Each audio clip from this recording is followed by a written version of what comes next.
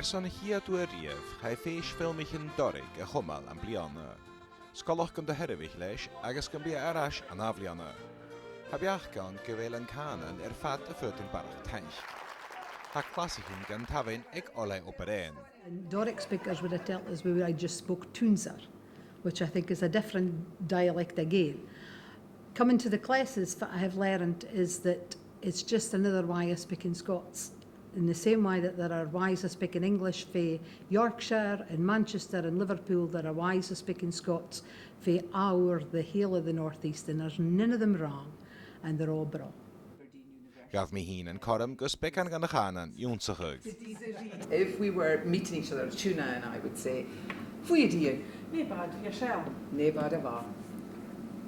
Fwy dyn. Nee, it's nee bad. Ha planich yn ag an ole agos na klasich yn eletachig agos cwrs a cym y chrwachig. Wel, has sy'n dochus gym fi sy'n a lesachig a chanan agos a status a chanan an y hio. An y hio is atich yn mar na olhaen. Ha dorig cwtioch ga hegas go i'r feg an yn cwtio sgoljan, achos colach gyfer a noig di ga ysnachig le'n cwtio charaj yn cwtioch.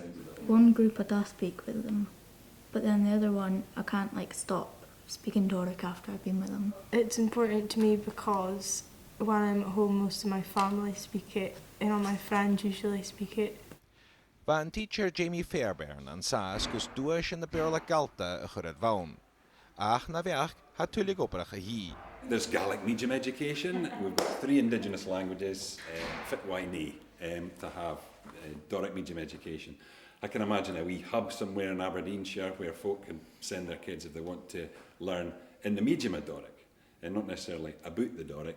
Chanad a fwna chai bors na dorig as geochig, agos at yn eisiau ystri son ach na byrla galta. One of the goals of the North East Scots Language Board is to restore the cross-party working group on Scots, which used to exist, and part of our goal with that would be to develop a case for a Scots Language Act.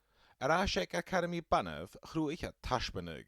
What we were trying to do was get kids to choose a word that had particular resonance for them and use official dictionary definitions to give the language an official status, because if it's in the dictionary then it must be a language, right? My favourite is Drukit Declan, and the reason that that's my favourite is because I was the one standing on his chair pouring the water on him out of sight.